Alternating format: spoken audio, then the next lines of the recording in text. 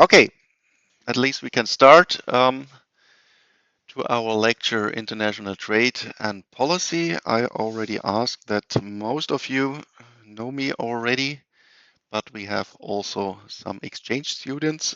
So I will give also a general statement, especially when we are talking about the exam you have to write within this lecture, because this will be a little bit different compared to other exams you have or you will write. Yeah, international trade right now, let me say it, a really interesting topic because of the things which are happening.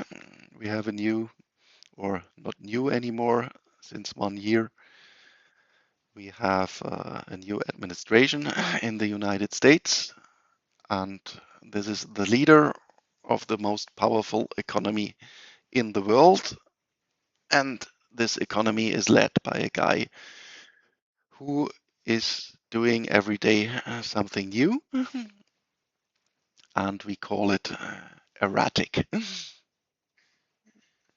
Well, you know, maybe from other economic lectures that many things is about expectations, that we are expect that the car will cost in half a year 20,000 euros, and that for a good performance of an economy, or for the working of this exchange process via markets, it is needful that we have quite stable expectations.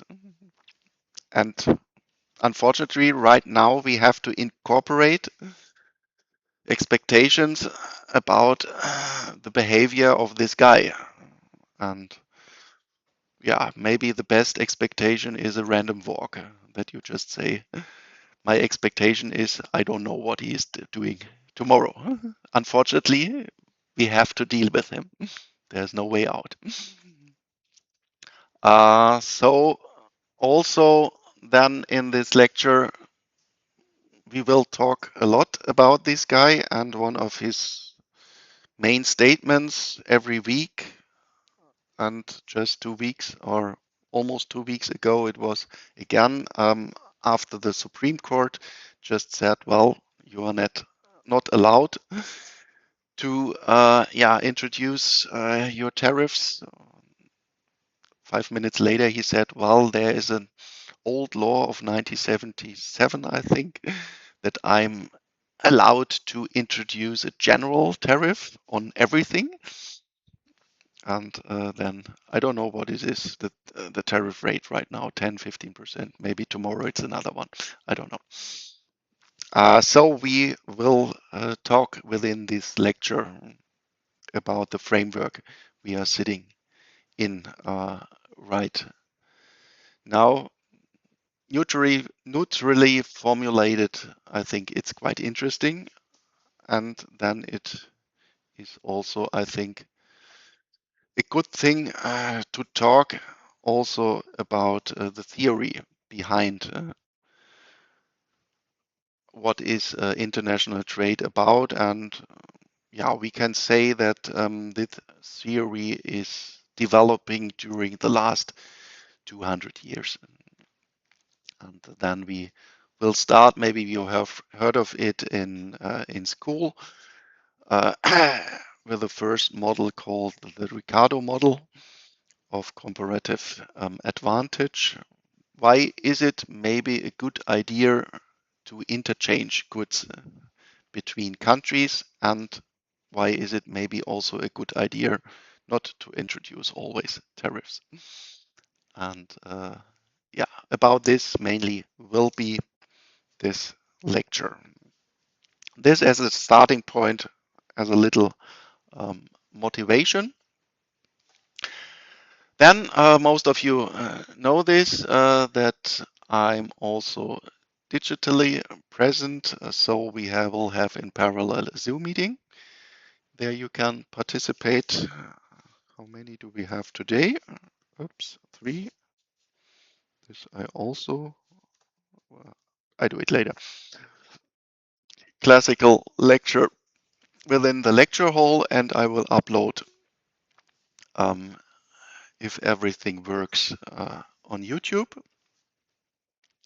Then you have the Moodle course, but my Moodle course is only for the general statements, organization, and so on.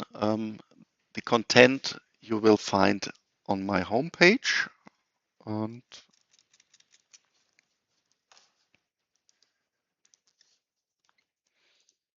here you find international trade, and also here I will then upload everything. In this part, you will mainly find the slides, and in this part down here, then I will give you the link on YouTube, because on my YouTube channel you will find nothing. It's quite chaotic, but here you have then the relevant link to the lecture, and I will also write quite a lot on my slides. This I will also save and upload afterwards. Yeah, we will do some exercises, and I'm developing some teaching videos, but there I don't know. I think I have only one in English. Most of them are in German, but I will show this to you anyway. Here are the exercises. There, I think almost every exercise is also given in English.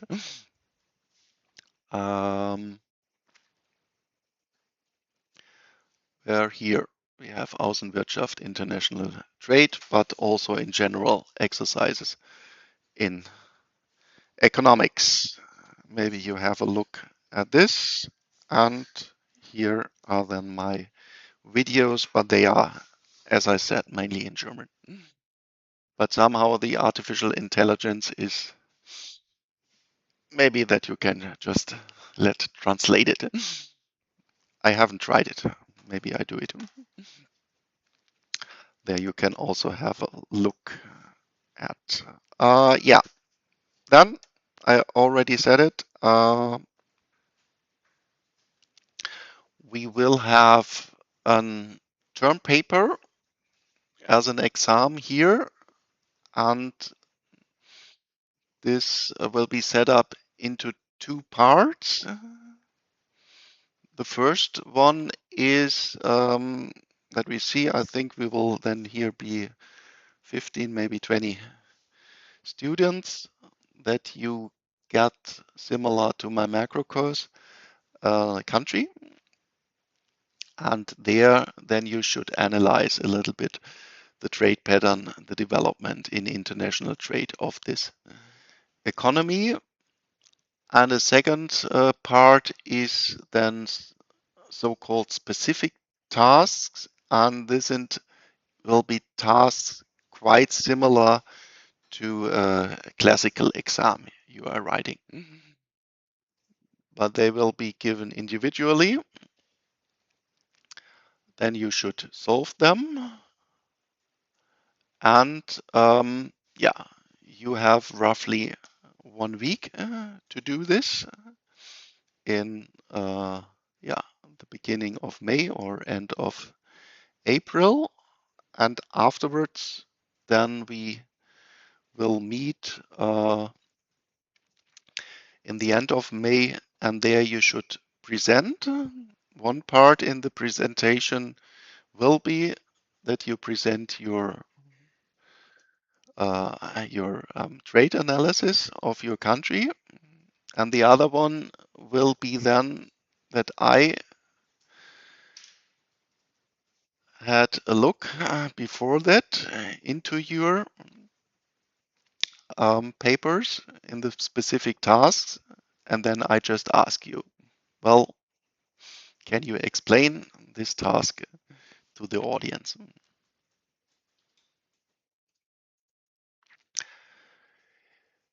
Yeah, the idea behind this kind of exam is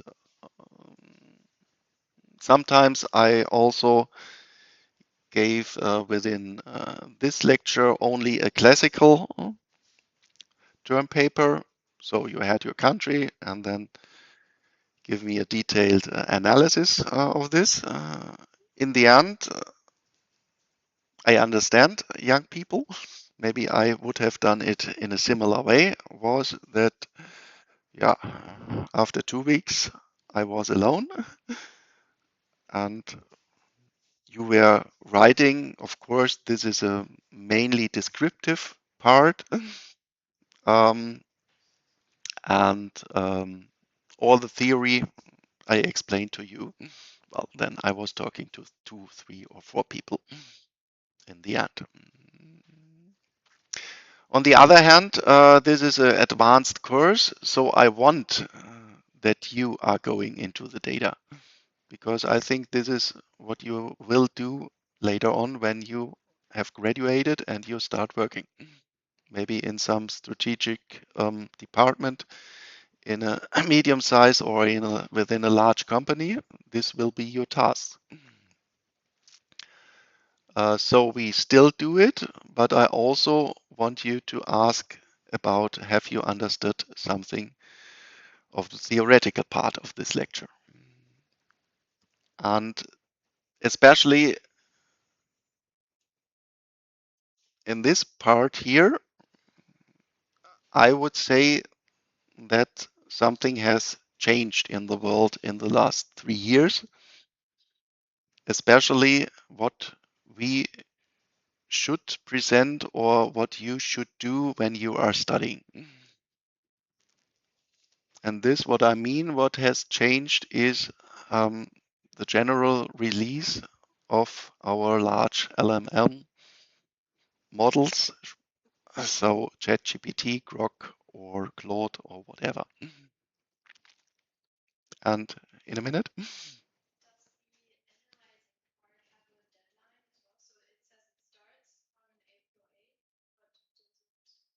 Oh, no, then here also at the 6th. Yeah, yeah. Oh, yeah, sorry. So for the analyzing, you have then roughly a month. Yeah. Okay. Uh,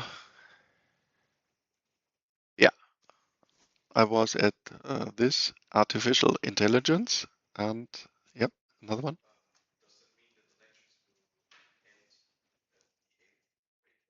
No, then here at the here we will have lecture until until April, and then it stopped.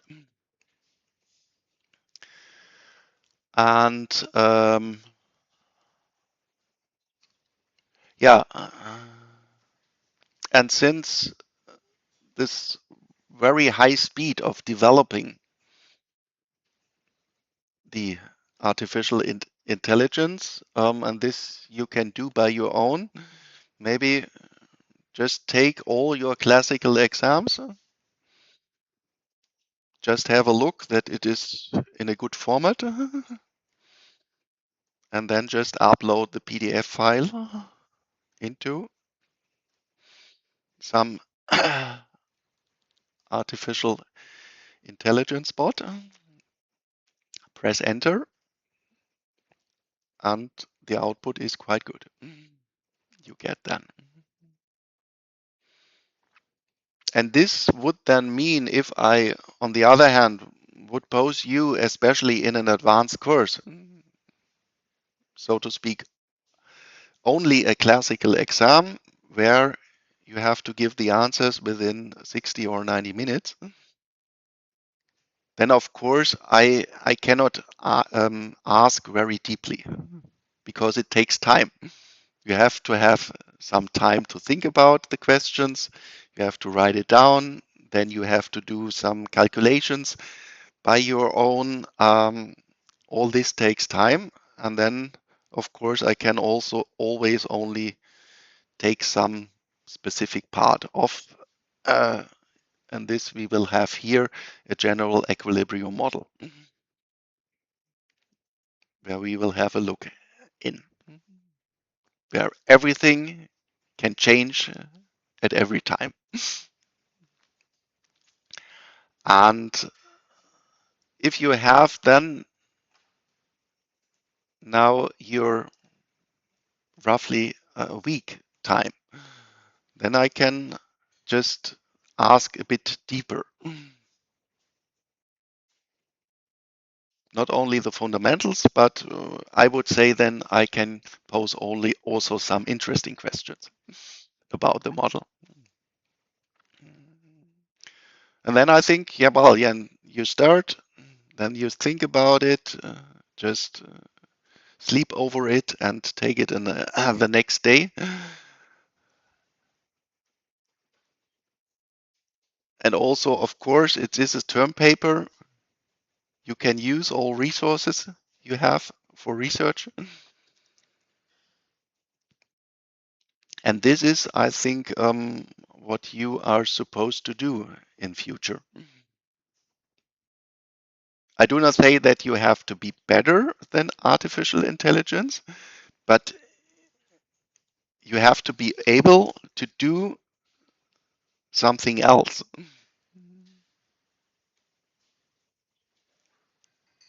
And all things which we ask you in classical exams, I would say in most topics, artificial intelligence is now at a level that you get a reasonable output. And this I said also in my macro course. I do not say don't use it, I say use it. But use it, please, in a reasonable way.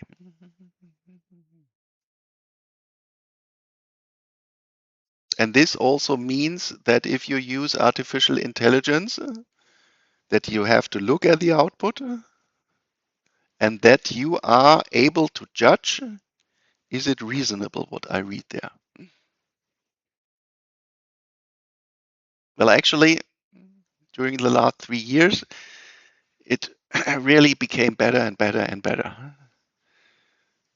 So the first hypothesis is it is okay what I get, but still there can be mistakes, and there can be really crude mistakes where you, when you have understood something about this topic, you'd read it and said, whoa, this is bullshit.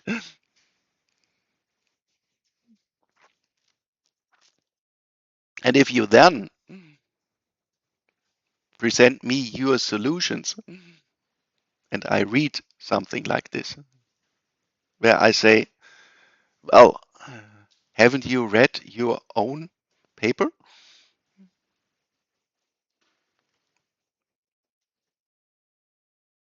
So let's say this as an example from macroeconomics.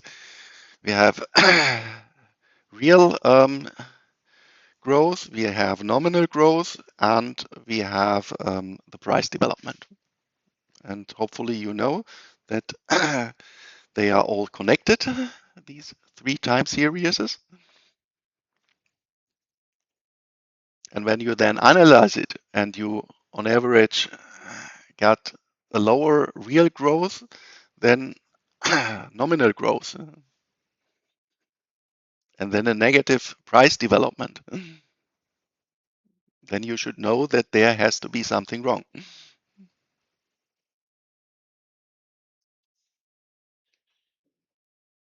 And if I then get some kind of this solution, and then I say, well, some of these calculations are okay, but you have to see that the output is definitely wrong. Then I ask myself, well, what have you done by writing your paper? And please take this in mind. Um, well, it is a new kind of exam form. I will also learn what can I do, what is not so good to ask, but I think we need it that you, in the end, will be successful in the labor market. And this is also what I've read for Germany. I don't know if it's in general true, but we have labor market data for Germany, and especially in the development in the academic sector and studying or successfully studying is still a quite good endurance against unemployment, because the unemployment rates in the academic sector are much lower than on average.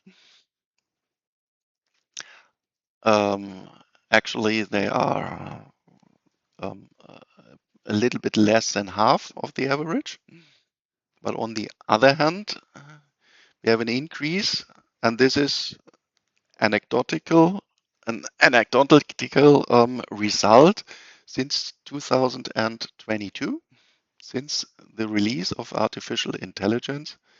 We have an increase of 40% in the academic sector. And if you look at the media, then I would say that it is a quite good hypothesis that these two things have a connection with each other. Okay, so then, but let me then just summarize it, or maybe I should just write it down here. Start, and then we also take here and.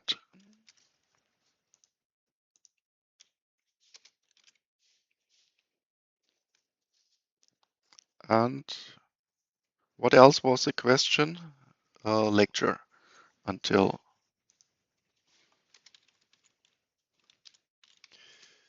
Oops.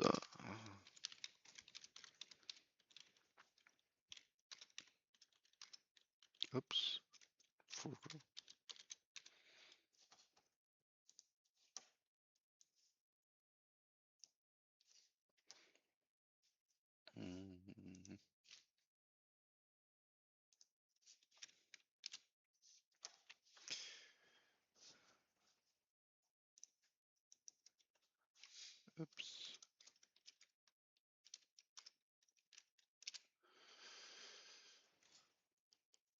Okay, then further questions. Yep.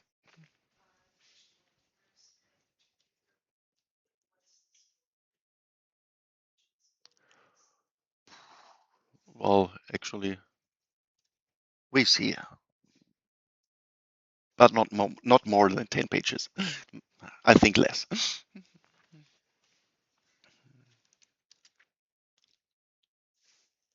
I have to think about it. Okay. So, anything else? Then we can start with the literature. Um, yeah, international trade. This is a, so to speak, classical lecture in economics. You will find it in at every university where you have where you can study economics. And yeah, maybe worldwide, the most seen book is this from Paul Krugman. And I recommend that you have a look also in other books. I'm doing my own lecture, but on the other hand, looking what other clever people have written about this topic is always a good idea. And the Krugman is, so to speak, the standard textbook worldwide. Then I think 10, 15 years ago, Appleyard and Field, they are also seen worldwide quite often as a textbook for international economics. Maybe a little bit more theoretically than the Krugman. But if you are even interested in more theory, then I would recommend Feenstra and Taylor. And if we are talking about a lecture in international trade, then I think also one have to talk about Giancarlo Gandolfo. He is, I don't know, maybe he's dead already, but I think last year he was still alive, 94 or 95 years. He has in the 1970s the first time, yeah, written the standard textbook about international trade, and always every 2-3 years you have a new edition. I think now it's the 12th or 13th, and it's about 1,000 pages, and there you find almost everything what you can write about economic theory on international trade, but I have to admit it is from the mathematical side quite advanced, because then you are also talking about, we say, well, there is an equilibrium, and in general you have to pose the question, is there an equilibrium? What are the conditions that an equilibrium can exist, and is it stable, and something like this. Uh, so if you have deeper interest, of course, then a look into the Gandolfo is always a good idea.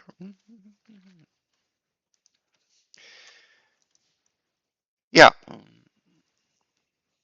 that's it for this. And then, as I already mentioned it, and as you know it from my macro course, that I really want that you dig into the data, and these are then some more special sources where you can get international data. Of course, the World Trade Organization. There, UN Comtrade. There you find almost every international data you can think of. But on the other hand, it is quite hard to get the data out of this side. So I have my difficulties then really to find it. Maybe you can try it to get the data from UN Comtrade, and therefore, especially for this course, I would then recommend ITC, International Trade Center. This is provided by UNCTAD.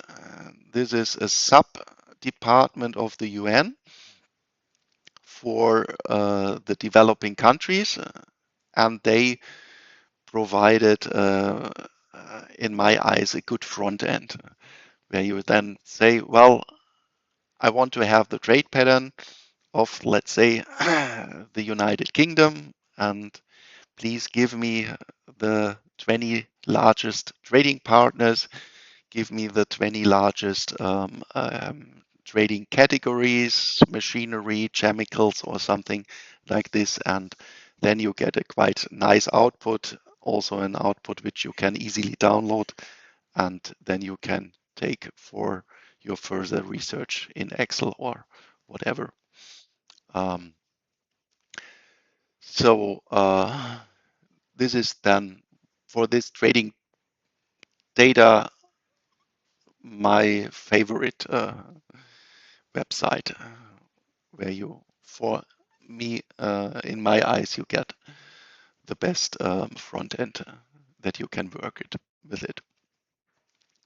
Of course, if you want to have a look, since we are in Germany, then our statistical office, or when you have then your country, go to the statistical office of your country for data.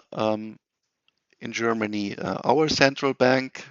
Of course, in the other countries, when you go to the web pages of the central banks in your country, they provide data, or of course, when you have a European country, then at the ECB website you find data for all the European countries, and for Europe, of course, also at the European Statistical Office. But here you find also at the ECB and Eurostat, you also find data for other international countries. And then, of course, the International Monetary Fund. And in general, I don't know if you have other term papers with an international aspect in other lectures than at the World Bank. You find for every country in the world lots of data. But the thing is, the data there is not very actual. So in most cases, we already have data of the year 2025, and the data series, the time series at the World Bank right now end at 2024. And actually, for us, it's quite interesting what has happened in 2024, 25, when you think about the guy in the Oval Office. He stepped in February 2025. Yeah, these are then the data sources.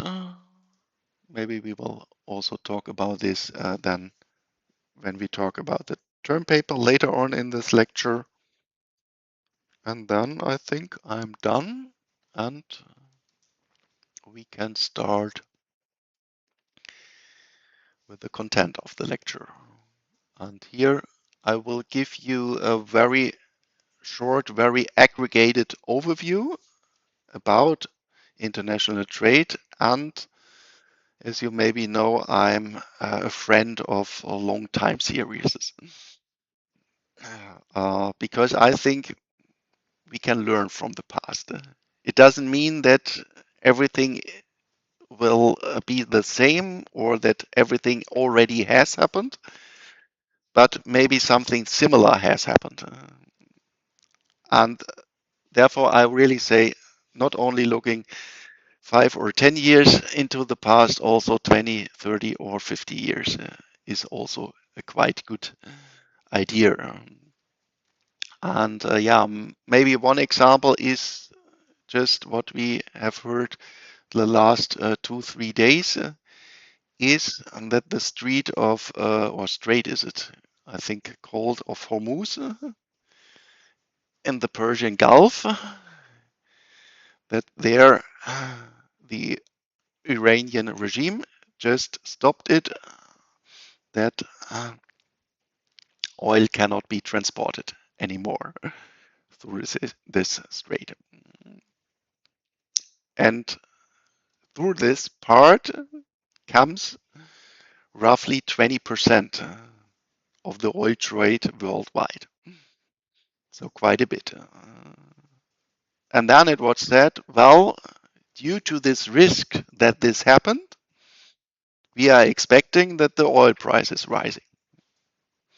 Well, if you're driving a diesel car, then you have maybe seen it, that the diesel price in Germany has reached €2 the last days.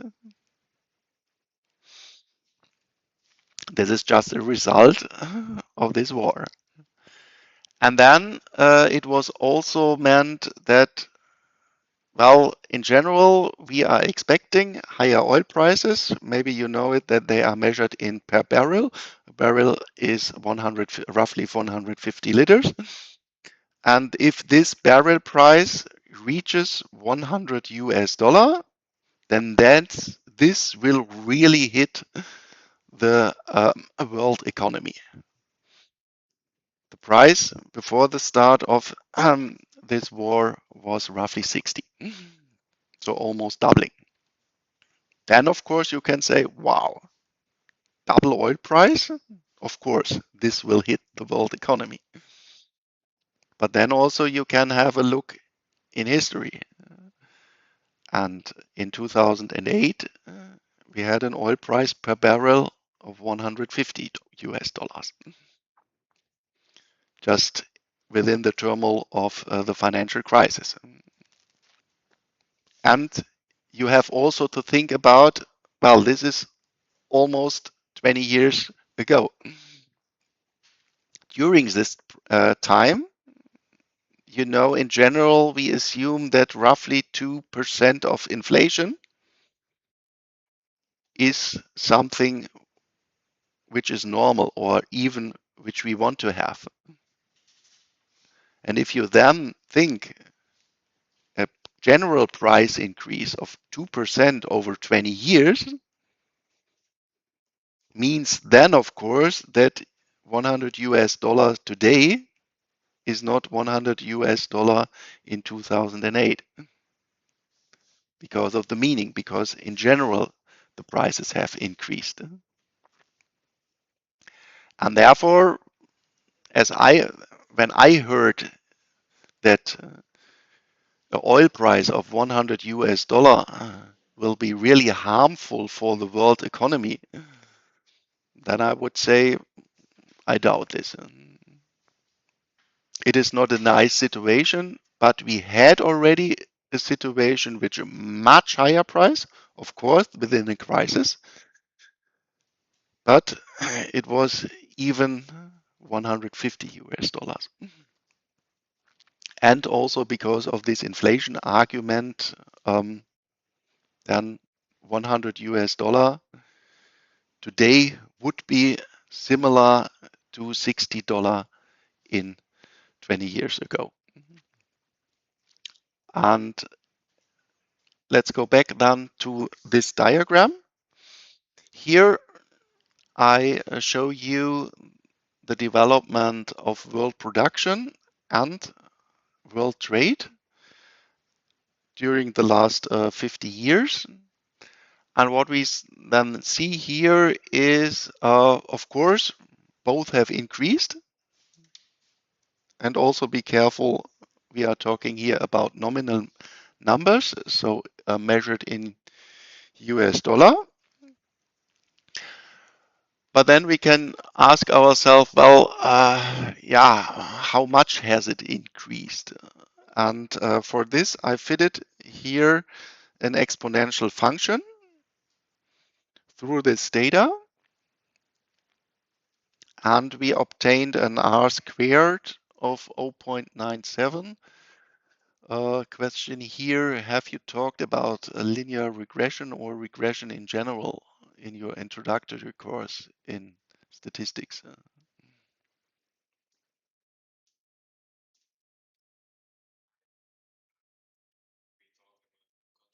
Yeah. So the thing behind is that we assume that our data is following some function. In this kind here, an exponential function. And then, of course, it doesn't fit the data 100%. This would be, very surprising, a very surprising situation. And then you say, well, I'm changing here the parameters of my function in such a way. So this would be the parameter e, b to the power of b of x, and x is your data. And then we are changing these two variables in such a way that our function, the dotted line, is quite in the neighborhood of our data. And the idea behind it is that the sum of all squared distances of the dotted line to the real data will be minimized. And then you can create a number out of this fit. And this is then called these R squared, the correlation coefficient. And if this is in the neighborhood quite close to 1, then you can say, you can roughly say, well, my function is fitting quite good the data. So 0.97, this is quite close to 1. And then with an exponential function, and hopefully this you have done in your mathematics course. We use an exponential function if we are thinking that we have in general a growth process with a roughly not very volatile growth rate. So that on average, we can calculate an average growth rate. And if you use then here this exponential function, not with 100% because exponential function is a continuous function, and here we have yearly data.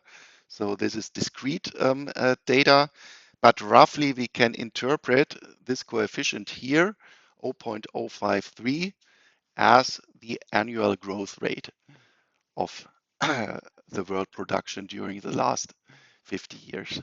So this then would mean that we have roughly a growth rate of world production of 5.3% per year. The same I have done for the trade data. And here you see that we have this 0.67. And this would be then roughly 6.7% growth on average per year. And yeah, what does it mean now? Well, during the last 50 years,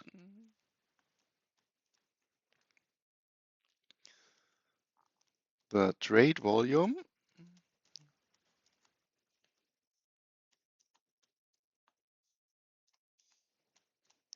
has grown much faster than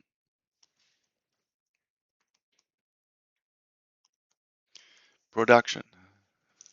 Well, and what we then just see here, the process that we became closer and closer and closer in an economic way in the world. The interconnection between the countries became closer and closer. And what we also see here more or less by eye is, if you look at this period here, so roughly starting at the year 2000, 2001, and also here is that the data is above our fitted line or our fitted function. What does it mean? During this period, trade and production has grown faster than this average 5.3 and 6.7. And somehow here in this part, we see it also roughly, at least in world production. I think we would see it also in the trade data, but then I had to change the vertical axis because it is the numbers are too low. And yeah, here we can say maybe this starts roughly 1990, 1991. And then if we think about historical events or economically relevant historical events in this time, then we could say, well, what happened around 1990 in the world, which could, so to speak, boost economic growth or could have.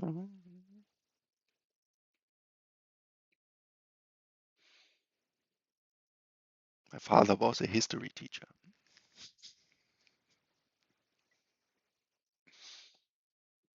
Also, history in school is a relevant part.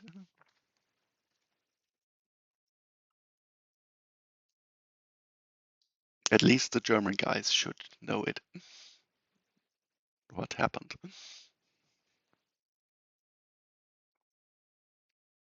Yep.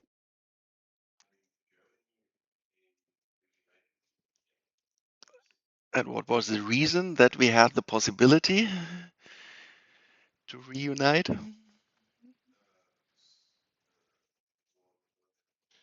Yeah, fall, and why? Why was this possible? Okay. Well, more or less the communist system in the Soviet Union break down or has broken down. So, breakdown of the communist system. Well, and what does this meant for the global economy? Well, until this, we had more or less these two parts. We have, so to speak, the capitalistic part, United States, Europe, and on the other side, we had the communist world driven by the Soviet Union. And these two regions, economic regions, so to speak, in the world, the exchange of goods was very, very low.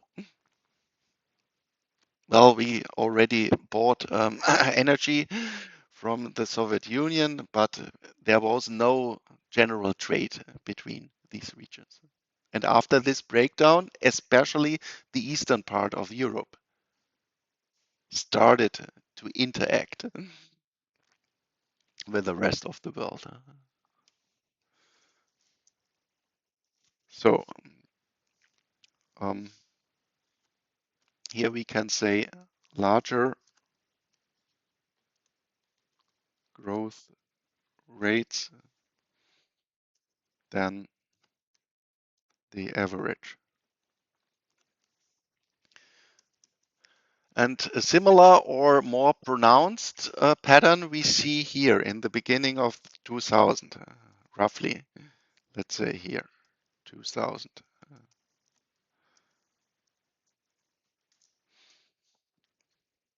And what happened around the change of the millennium?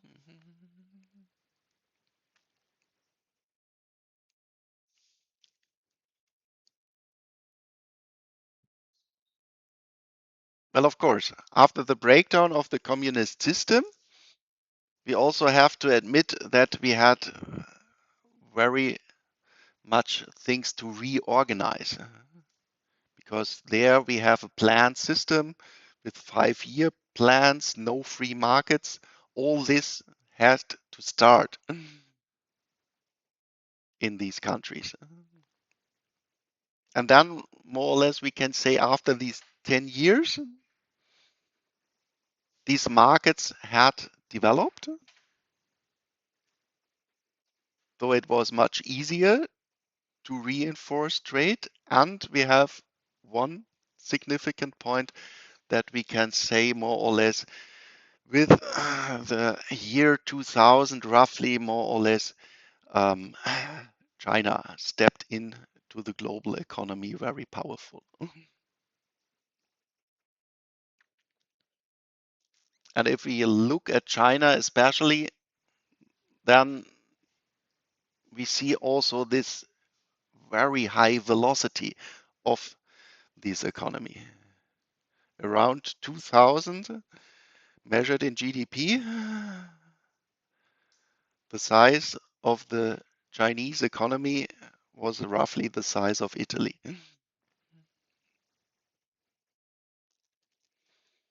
And now, 25 years later, the size of GDP of China is as large as the European Union.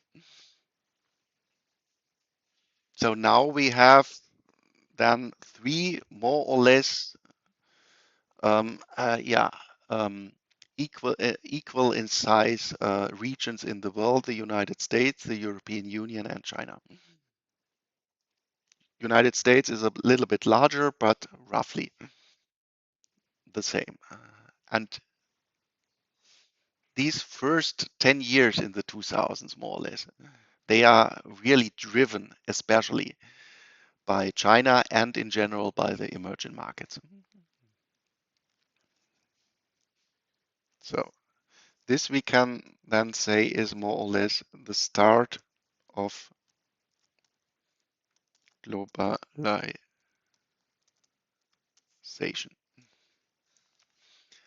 And then I always mentioned it, we have here nominal data.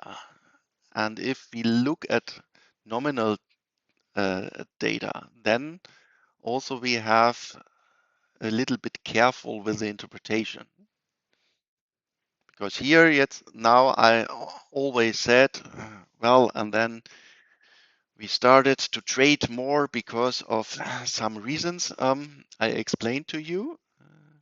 But if we look at nominal data, what could also be the case?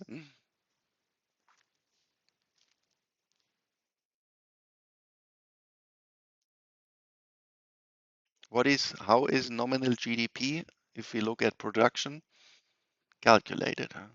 What is it?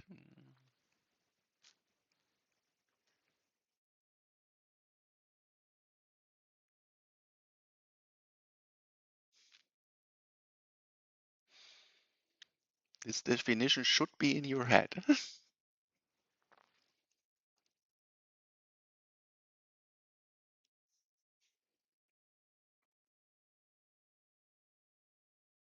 This is what we are producing, goods and services,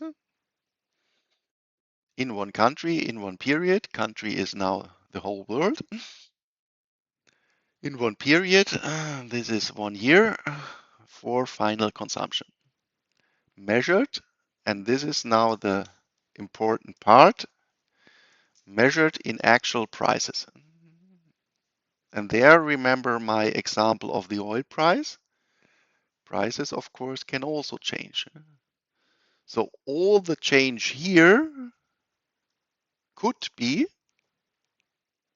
only a price change, and that nothing of the quantities has changed because we are just measuring in US dollars.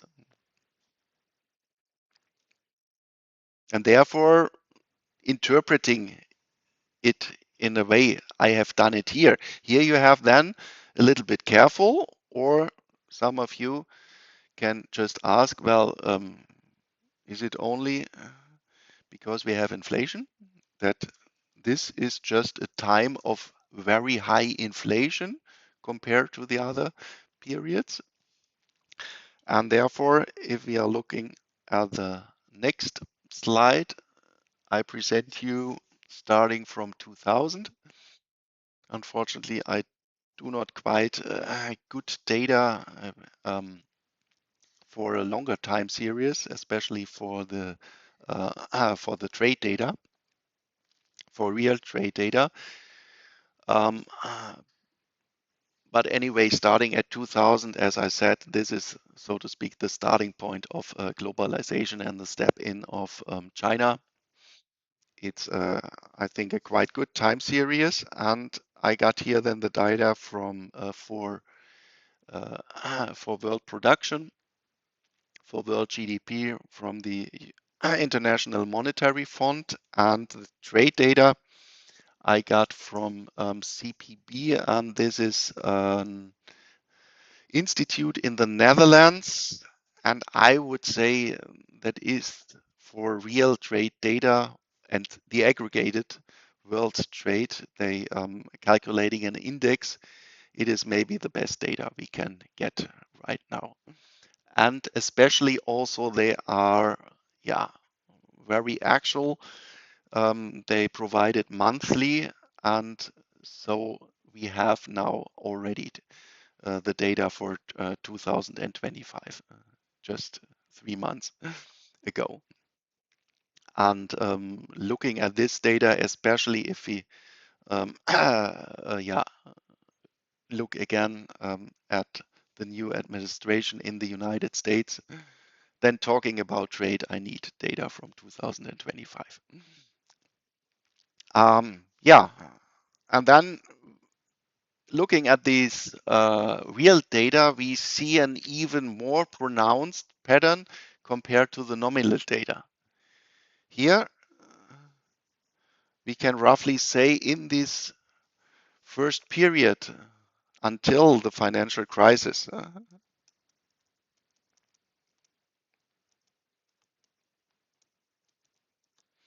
Here we almost can say that the world trade is growing um, twice as fast as the world economy. So here we have roughly 5% and almost 10% in trade.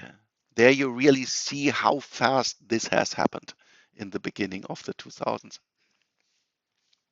So trade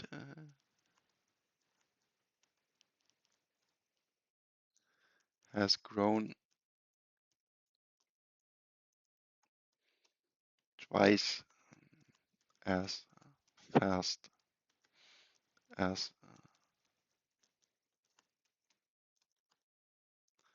production. And then we had the financial crisis, and during the financial crisis, I worked in the scientific staff of the Board of Economic Advisors for Germany. And during this time, yeah, we always said, well, it is a deep crisis. Many new things has happened, but in the next 2, 3 years, we will get back to normal times, so to speak. And yeah, normal times then would have been interest rates roughly 2, 3, 4%. And also, well, we have seen that this risk diversification worldwide is not the best idea. Now we have learned this, but we still know that exchanging goods with each other, that in the end everybody is better off. So this yeah, globalization process will go on again. And then, unfortunately, we have seen that zero interest rates lasted for 10 years. And also in the trade to production pattern, we also see now a difference. That after the financial crisis, we more or less see that international trade volume is only growing as fast as the world production. So this interacting process didn't work on, but we are staying more or less at the same level. So trade is growing as fast as production. And even, yeah, just in a descriptive way, we more or less can say roughly here would be 2016. And in 2016, we had here even that production is quite less than the growth rate of international trade. And maybe the reason is that in 2016 has happened something. What can I mean? What has happened in 2016 would, which could have been a reason that we do not trade as much as before.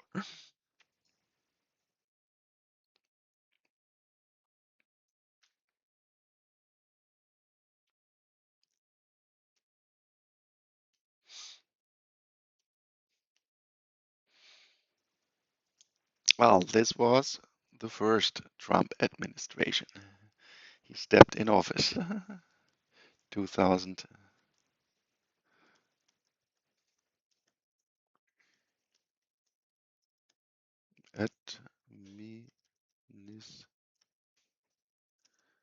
administration. And this was really a change of the trade policy of the United States. This, I think, you will not know anymore, but in this time here, around 2010, one of the main economic topics worldwide was the discussion of TTIP.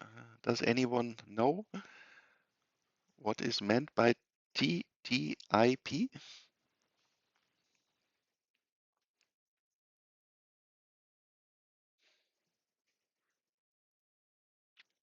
This was an initiative started, I think, in 2003, and then in 2010, roughly, it was uh, we it was yeah, quite going on. This was the initiative to create a free trade zone of the United States and the European Union.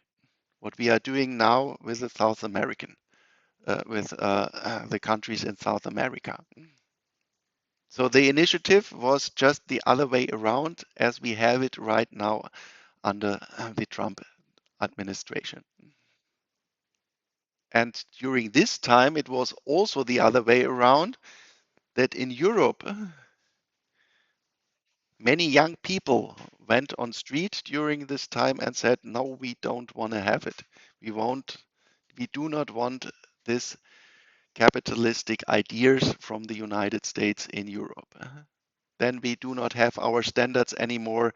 The large companies, this was also the idea that you have a special court for trade topics that American companies can go to court, not in our own law. Well, but this is just history, we can say at this part. And then, of course, we have a second turmoil, Corona.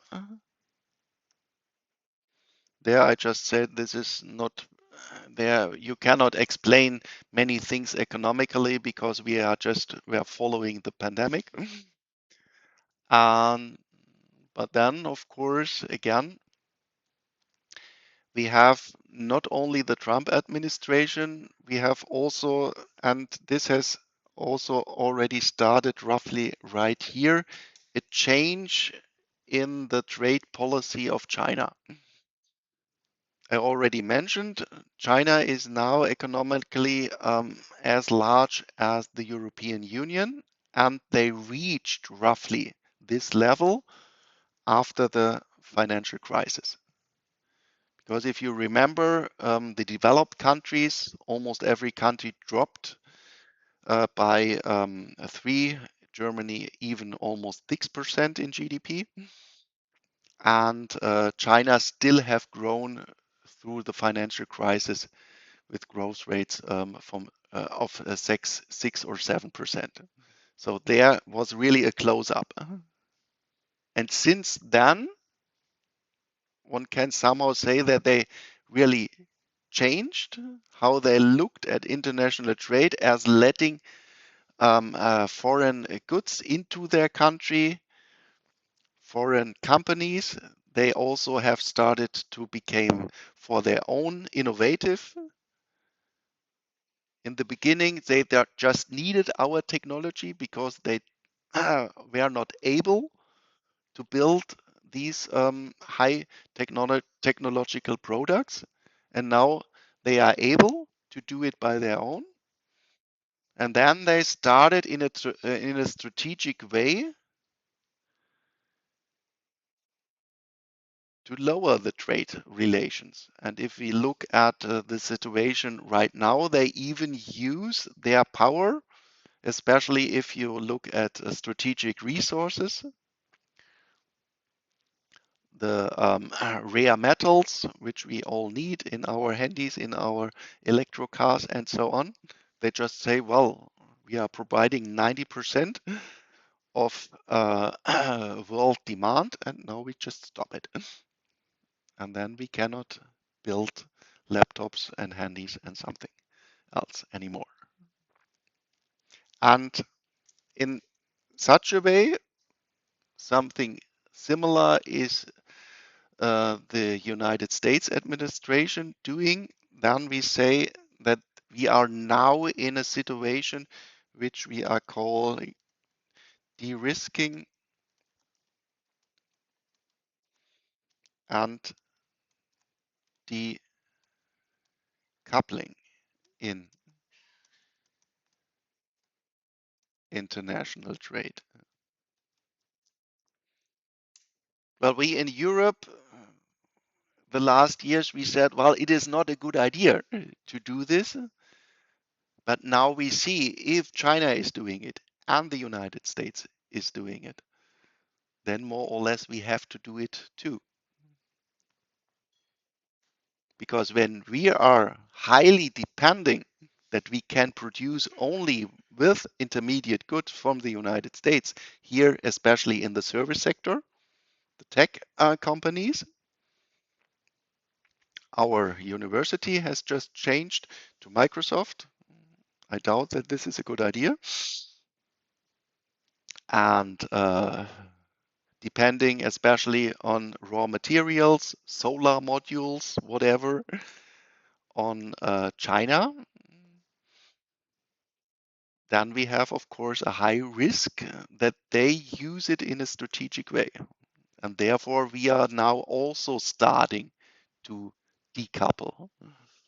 And next week, we will start then with theoretical models and the, so to speak, classical theory on international trade. The outcome of almost all models is international trading internationally is in general a quite good idea because the outcome is that afterwards everybody is better off, that there do not has to be a loser. And right now we are doing the opposite in the world. Okay, then, or I have another slide, 2 minutes I have left. Let's also talk about this. Um, oh, this is in German. Can I step in there? No. This is then called openness. Yeah, there we have it. And this is GDP, and then I have to change, you know it, maybe that these are then $1 trillion because they have no Milliarden in English. And here I showed you just, how much measured relative with a trade volume relative to overall production, how the interconnection of a country is with the world economy. And there you see that Germany is comparing the 10 largest countries measured in GDP in the world, has really the highest value if we summing up our trade volume overall relative to our overall production. And just from looking at this number, there you see that especially in the situation which I explained to you, this de-risking and decoupling, that especially Germany has quite a problem because what we can say within the largest countries in the world, we are the most interconnected country via international trade with the world. And if international trade in general is going down, then the largest trader in the world, we should not be surprised that then economically also something changes in our world, in our country.